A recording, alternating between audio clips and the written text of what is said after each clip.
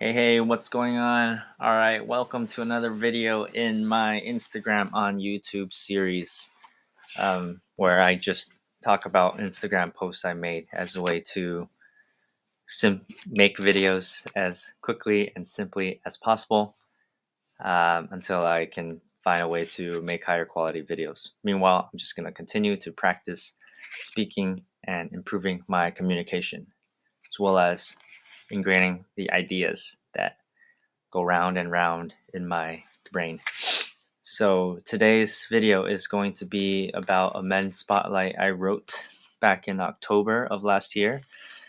And it would be fitting that the first and only spotlight I have yet to write is about my father.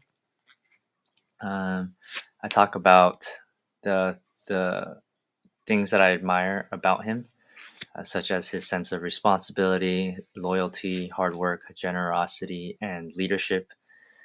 I also write about, and this is kind of something else I was writing about recently that's yet to be published, but of just the blessing that it is to be back home because I have no money while I figure this out. And being able to be aware and observe like the same wounds in me that I worked so hard to heal during this whatever inner work journey, see it in him. And it's like, wow, I can see it like how it got passed to me. It's pretty crazy. And so, for example, the rejection wound as a younger sibling, a younger brother, um, seeking his father's approval and validation. Um, Also, the judgmental perfectionism, I think, because he didn't grow up doing well in school, which is different from me. But he sought to compensate for that through his professional experience.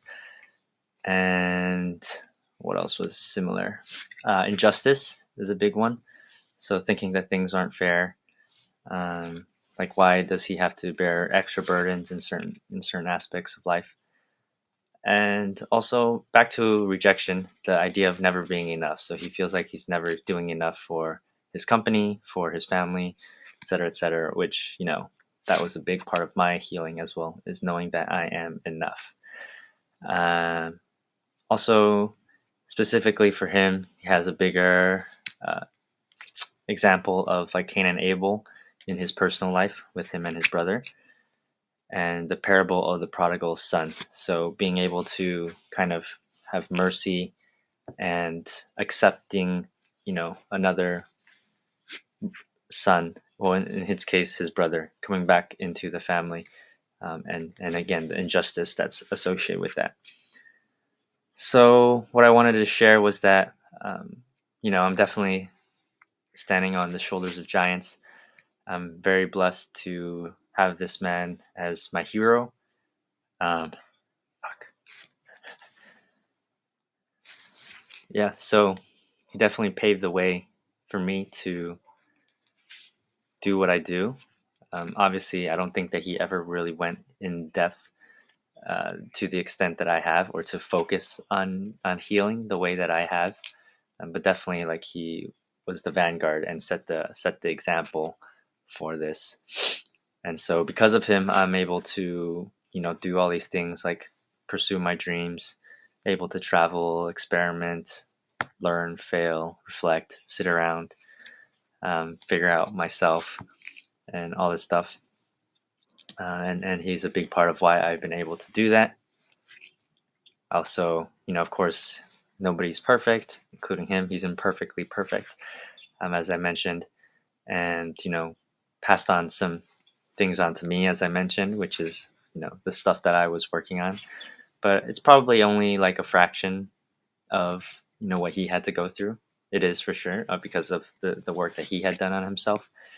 And hopefully with the work that I have done on myself, my son, should I have one day, which I would hope to have, would able to go from a different starting point than me.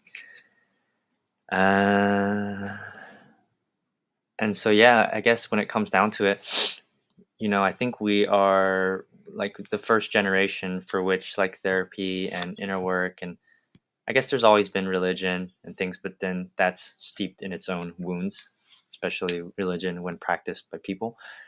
Um, So I guess we're just the first generation that really has like self-help or therapy um, as something that's acceptable or even necessary, especially for men.